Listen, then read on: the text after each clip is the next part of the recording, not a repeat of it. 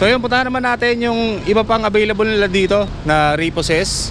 So eto, meron tayo ditong Honda XRM 125 na fuel injected. At eto mga tol ay naka dual disc brake na sa kanyang harapan at maging dito sa ating likuran. Sa condition na itong XRM 125 na fuel injected, so eto, napakaganda pa ng kanyang mga fairings, no. Eto mga tol, yung dumi niya is ano lang yan, alikabok, dahil napaka-alikabok ng lugar na to. Konting paligo lang dito at ayos na ayos na.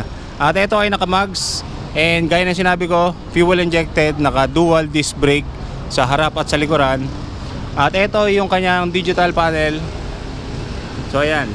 So ito mga tol, napakamura lang din kapag cash ang inyong in-avail dito sa XRM 125, dahil ito ay may kabuang price na 59,000 pesos. Syempre kapag inutang nyo, napakababa lang din ang kanyang down payment dahil meron siyang 5,000 pesos. So mapapasa inyo na itong dual sport na Honda XRM 125. Sa loob naman ng 30 months, meron kayong babayaran na monthly amortization na nagkakahalaga ng 2,951. Syempre with rebate yan mga tol, no, ng 200 pesos kung hindi ako nagkakamali. So mas mababa pa yung inyong buwan-buwan na babayaran kapag maaga kayo nakapagbayad para dito sa ating Honda XRM 125 na fuel injected. So kung pan-negosyong motor naman ang hanap ninyo, meron din silang available dito yung Kawasaki City 125 na Bajaj.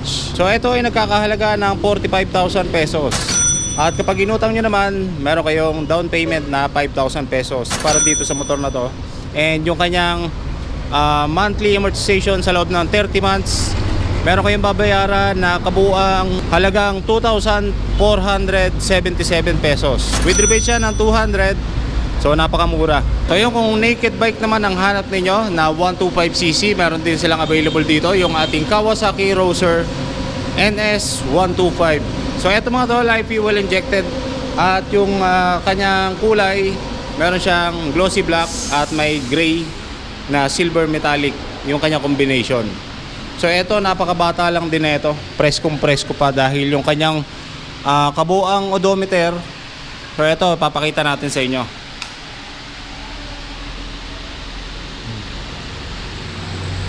So yan ang kanyang kabuang odometer na itinakbo.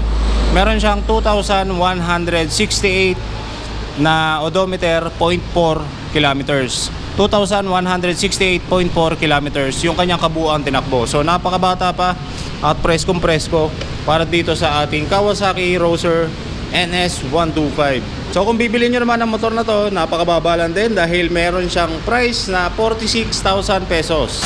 So murang presyo para dito at napakababang odometer na 2,000 ang kanyang kabuuan. So kapag inutang nyo naman, syempre meron kayong down payment na 5,000 pesos. Sa loob ng kanyang 30 months, meron kayong babayaran na 2,266 at meron niyang rebates na 200. So napakababa lang ng inyong babayaran buwan-buwan para dito sa ating Kawasaki Roser NS 125. So yun, sa mga nagbabalak bumili ng repo or umutang, syempre dito lang yan sa Behero. Syempre papasalamat din tayo dito kay Sir. Yeah, shout out. So yun lang mga tol, magandang umaga sa inyo. Ride safe and peace out.